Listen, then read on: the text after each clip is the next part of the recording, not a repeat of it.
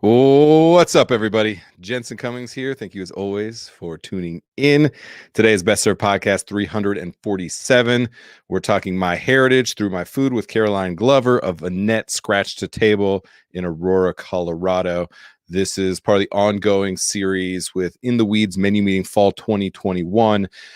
In the Weeds is an organization, a national organization focused on the hospitality industry, the physical, financial, and mental health of workers across the industry. So it fits, obviously, right in with the mission that we have at Best Served to amplify the worth and work of those who feed their community. And so this series Menu Meeting is really kind of twofold. We're trying to understand the future of this industry. So a menu meeting is when a restaurant sits down and talks about what's going to be the menu, what's happening in the next service. We're thinking about what's happening in the next iteration of this industry, And so menu meeting is thought leaders, it's change agents, it's future builders for this industry. And Elle Jarvis from In the Weeds and everybody we're getting to interact with, Caroline included, are absolutely among those that are going to lead this industry forward. So no further ado, I want to bring Caroline in to talk with us. Caroline, good to see you. Good to see you. At the restaurant. So you're prepping. Yep. Just doing a quick little show, no big deal. Back to work in the kitchen. Can appreciate that for sure. For anybody who doesn't know, give them a little bit of Annette. How long have you been around? Kind of what's the trajectory? What's the ethos at Annette? Yeah, so we will be 5 in February, which feels kind of crazy. I feel like 100. It's like an old timer in restaurants. 5 years? It is. When you hit 5 years, I kind of feel like you're like, okay, I've been here for a minute. So, we're small, wood-fired. Pretty small staff. My biggest thing here is trying to create an atmosphere where everybody's equal, everybody makes equal pay. And that's something that I'm really stuck on right now, which would probably be a whole nother conversation about where this industry is going. We're trying to figure out how do we make this a profession and not just a place for people to have a second job while they work on something they love. So I feel like that's kind of that's where we are right now. We have like a lot of irons in the fire trying to figure out how do we make this a sustainable job for us and for our employees. Yeah, which feeds right into, In the Weeds mission of that financial health and physical and mental as well, but the financial health of workers, because we all come into this industry pretty young on average, like 17 for me, people 14, 15, 16, you hear all those stories and we treat it like it's an entry-level job forever. Like we never get out of that mentality. And so I appreciate that you're trying to build that. And that's a huge challenge because you're pushing against generations of preconceived notions and business models built to subjugate ourselves within the model that we've built. So I can appreciate the challenges there. What's the culture like that you're building there? We're going to talk about heritage because that's a big part of what's happening with the dinner that we're kind of alluding to here. But you're building culture, and that's not just something you put on a wall somewhere that like looks sexy. You have to actually live it. How are you living it? What's it like being a part of the team there? What's the mental, physical, and financial health of the team like there?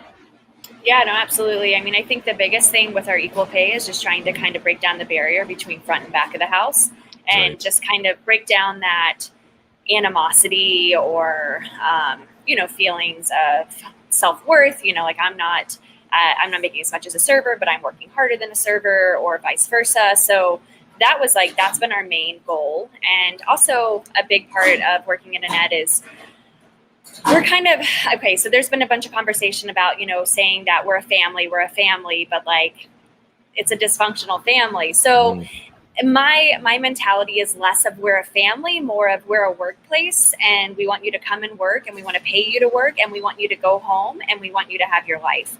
And that's not to say that, you can't have friends here, but we're pretty anti everybody hanging out, drinking, all of that. Like we're really trying to create an atmosphere where this is a job and I will do anything for you, like I'll bail you out. I'll do what I can. But at the end of the day, it's not necessarily a family because that's a really messed up family, Yeah, there's familial tendencies. Totally. There's strong bonds. There's lifelong bonds. We have those bonds for sure.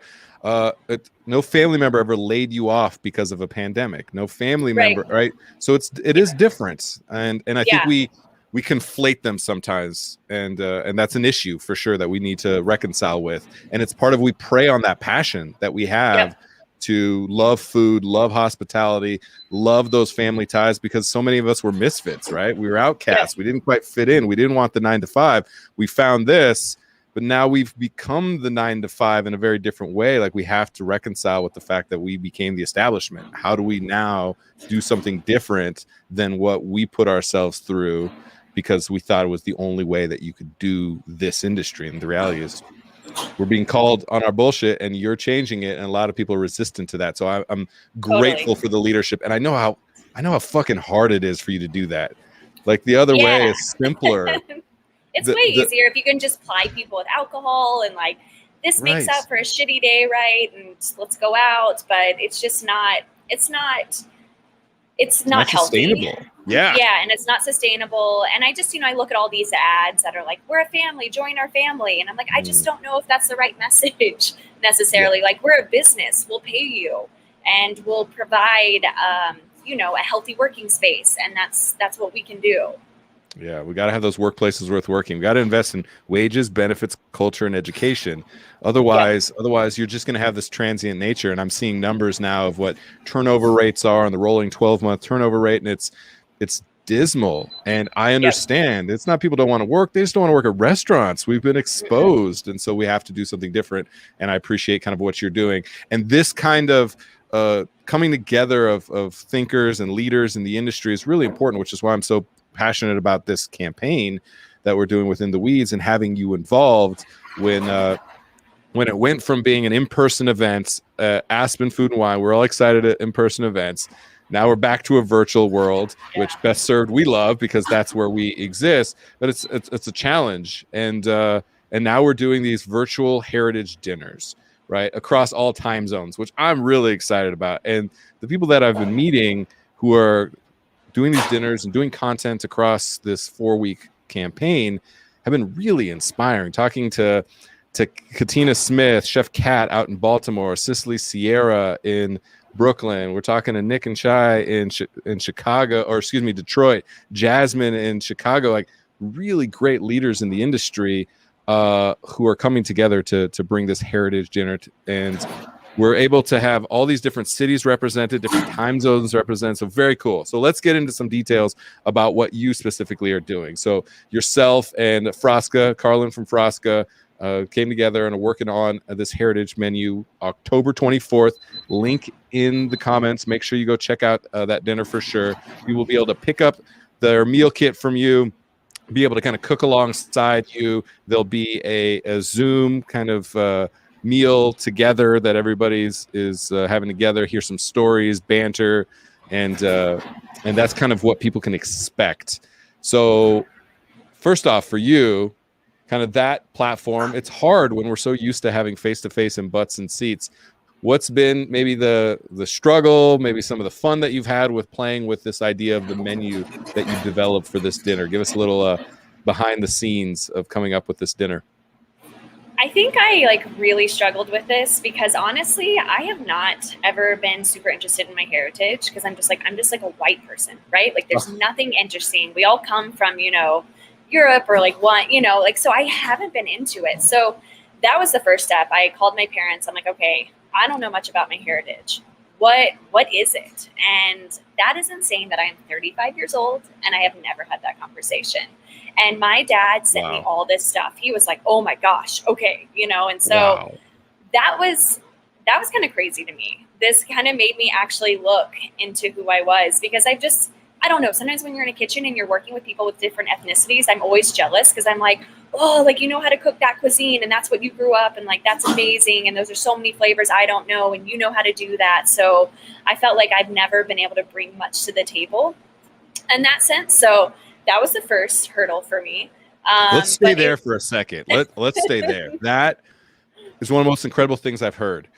You are somebody, James Beard finalist, have an amazing restaurant and have done it for 5 years, have gotten all the accolades. The food is incredible. The service is incredible. You're changing the business model. And you had to take a moment of pause and kind of reflect on your own heritage, your own personal and family trajectory and your culture and all that. I think that's amazing, you know, like that you were kind of forced to go and reflect and look at this through this lens of this campaign. It's only going to give you more depth and expression. To your point, you just ran towards your ability versus your own culture and heritage because you didn't think you had it. And now you do, to whatever degree. So what did you learn about that? I love that Dad got hyped up and was excited. Oh my to God, share my with dad you. was so psyched. And I think, you know, like my cooking now, it's more of like how I grew up, you know, it's the Texan, it's the mom cooking, but have never really dug into where things come from. And it came back that mostly British, and German and Irish. So those are the three. And I think I used to work for April Bloomfield, who's British. And I just remember when I started working in her kitchen, it was food that I had never really had before, but also I felt I was like, this is my food. I am obsessed with this food. And I just thought that was really cool when I saw that we are predominantly British. And I have felt so connected to that type of cuisine since working for April. And it definitely shows up in my food. And definitely, so I knew I was a little bit German. And this came because I was trying to think through everything. So whenever I don't want to do something, I push it to the side. This heritage thing was hard for me. I just I didn't know much about my heritage. I wasn't into it. And so I kept pushing it to the side. And I was thinking about like the one time, like I know I'm some German because I had a piano teacher who I said I did something horrible. I don't know what it was in piano class. And she was like, you are German. And I was like, okay, I don't know what that means. Maybe a little bit strong-willed, but it's been super interesting. And it's made me kind of look at my food and like, do I gravitate towards this certain type of cuisine without even knowing it? Is it in me? You know, is it something that, even though it's so distant, is it something that I still have in me? And that's been a really interesting, it's been a deep dive for me, and it's been great. This is amazing. I am so pumped about this because this is what it's all about. It's about finding those stories, because the story is what's always going to separate anybody from the food that they cook, right? And we talk a lot about like food is just the proof that you are who you say you are, and you found another layer of depth of who you are. Your food is only going to get better. I'm so excited about this. I can't wait to come. You let me know when you've got a couple dishes you're like, this is my heritage on a plate. I'm there in a heartbeat, because that's going to speak volumes, because you have all of the ability, you have all of the swagger to be able to bring that to fruition. Now you have this depth of something personal, even vulnerable, because maybe you ran away from it. You didn't want to be the white girl from Texas. And so you found something different, right? And then working for April Bloomfield, was that Spotted Pig that you worked for April? Right. Yeah. So you're doing things and you're experiencing bone marrow and trotters and pasties and like stuff like that, which are interesting things that I know that they're known for. And so, I'm excited about this. All right, now I got to know what's on this menu. What did you decide, was kind of your foray into the next evolution of your heritage on the plate? What are some of these dishes? Yeah. So I think like it was really important that I kept my style of cooking with this type of heritage food. And so the first course, I never got into bitter greens until working for April, and I'm obsessed with them. And I even started researching, and like looking at different menus for different restaurants in London and all across the UK. And it's just bitter greens constantly. And it's kind of like in your face, a little abrasive, it goes with the weather, like I imagine, gloomy eating bitter greens. It's harsh and cold and rainy and gray. Yeah. Even a lot of times the bitter greens get braised down to they're no longer green. They're some other kind of color. Yeah. And they're not bitter anymore. And, I think people like say British food's boring, but I totally disagree. I think, they use a lot more things in their most simplest form. And so the first is a charred bitter green salad. So we bring some of the wood fired to it, anchovy and Parmesan, classic, and then creme fraiche, because they use quite a bit of cream. And, there's clotted cream, there's creme fraiche, there's all of that. Yep. So it's just going to be kind of like a bitter, charred, garlicky salad. Which I'm psyched about. I'm super into that, because that's also a great way to start Bitter gets you salivating, right? Yep. So it like really gets you going a little bit. So starting with bitter is great. You got the dairy. I'm sure you'll have lots of acid. You and I talk about acidity in food is always the thing we feel is missing. Your food always has that intensity of acidity. So that's a perfect way to start. And for you, so your style of cooking, you're really into like vibrancy, you're really into texture, you're really into contrast, but from a minimalist standpoint. You don't need 14 touches to have so much contrast that your face melts off. So I really like that. How are you grappling with the fact that those greens will be stewed down to mushy nothing in some kind of fat is typically what you're doing? How do you say, okay, I'm going to take that dish and turn it in what you did? Like, how do you give us a little bit of insight into kind of your lens of how you take mushy, brownish, green, fatty, bitter greens and turn them into something like a charred, vibrant salad with the, acidity and nuance to it? I think it's like still appreciating those mushy greens that are cooked in fat. That's They're like so something good. I love. Yeah, like that's delicious, and that's something on its own. But it's also just taking a lighter perspective to it. I think a lot of times I look at my favorite dishes, things I grew up with or things that I love, but also, and then wanting to turn them just a little bit brighter, a little bit more complex. And I think a lot of times I break it down. I pull out like what's in these things, what's in this dish, and then kind of deconstruct it and then put it back together in a different way, And it's like, I don't want to manipulate things too much. And I think that's one of the biggest things. I like it. And you're also representing all those elements. You just didn't stew it in fat. You are adding the fat, the dairy at the end, so you still get that suppleness, the richness. You get it in a different way. So I can totally appreciate that. All right, what's next? I'm hungry now. What's coming second course? Okay, so the next one I'm really excited about because we actually just put a version of this on our menu at Annette, and so it's a pork schnitzel. And I have never been a schnitzel person, and now I'm obsessed with schnitzel. Like I can't get enough of it. I'm obsessed with how it cooks and like the crunchy panko versus like regular bread flour. It's become. So you're just nerding out on schnitzel these days. Yeah, and I'm obsessed with it. So big fan. And that goes with the German. What cut do you like? So you're doing a classic kind of pork schnitzel, breaded, fried. What cut are you using? What do you like for that? So we use the loin for it. Pound it out. We brine it for about 48 hours. And then we do panko for ours, which is not traditional. Sure. So, we've actually had 2 tables of Germans come and eat here since we put the schnitzel on the menu. And one table was obsessed with like the crunchy that comes from the panko, and the other table was like, it was good, but like that's not my type of schnitzel, But we also serve it with like really acidic pickles, and not necessarily what you would serve it with in Germany. So that is second course, and it cooks beautifully. Like I'm excited for people to cook this at home because we'll bread it, and then it's a pan sear and butter, which is the best, and it's so easy. And I feel like sometimes that's like, you just need to recognize how easy it is to do something, to make something, so beautiful, because it will come out beautifully for everybody. And I'm excited about that. Oh, I like a couple things about what you just said. Number one, building up confidence for people to feel like they can cook themselves, feel comfortable in ingredients and techniques is a super important thing, because then they also have more appreciation for going to a restaurant and going, wow, I know how hard this could be, or how easy it is, whatever that might be. Also, the fact that you're having to think about, like, you have a team of badasses who know how to cook these, 36 times in an evening.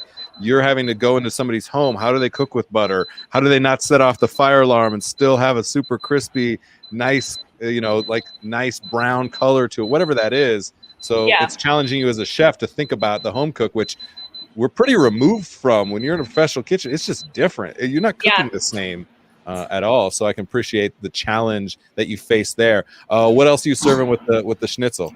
So with the schnitzel, I'm obsessed with we make a beer mustard sauce here with pickled mustard seeds. So it just kind of pops in your mouth, and it's a little bit spicy, kind of goes up your nose, and it's amazing. And then the braised greens are coming into play. So we're going to have braised bitter greens. So you're going to start the meal with, a different flavor and texture of this green, and then experience it in a different way and see how it goes with something else. So I love kind of that contrast. Okay, I like that. So you're showing the nuance within an individual dish of a certain ingredient. You're trying to also show the nuance now of the greens, because that is your deepest obsession, clearly, with your heritage, and bringing that to play as well. Okay, I'm into it. I like everything that you're saying right now. All right, what's third course? Okay, the dessert. This is near and dear to my heart.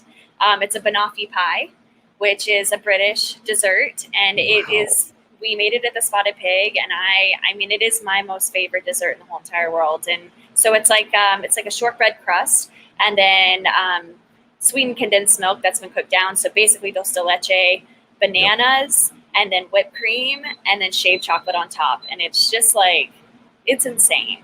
It's insane. Yeah, that is a very even in the British Isles, that's like grandma food, right? Totally. Yeah. And I love that the Spotted Pig was a Michelin-starred restaurant, and we were serving Banfi pie. Like I loved it, and people love it. You know, it's like bananas and chocolate and cream and dulce de leche and just all mashed together. It's good. Yeah. When I've had it, it's kind of like if banana pudding and a cream pie, got together, it's like got that dynamic to it. A lot of times it's like really, really overripe bananas as well. Yep. That I've had. So they have that kind of like mushy, almost they're already turning into pudding in and of themselves. Yeah. Okay. Yeah. I'm really into this. So October 24th, again, everybody. Link in the comments. Go and check out this dinner 100%. You'll be able to pick up your dinner, the meal kits. Everybody will kind of cook together. You'll be on a virtual hangout just like this with dozens of other people around the city enjoying this. Caroline, I'm sure, will be telling stories just like this about the heritage, get even deeper into each of these as they're tasting these dishes. What are you hoping that anybody who has this meal takes away of a deeper understanding of you and your heritage? What do you hope that they kind of have as a takeaway, besides having an amazing, delicious meal with like a great, experience with everybody? What are you hoping they learn about you?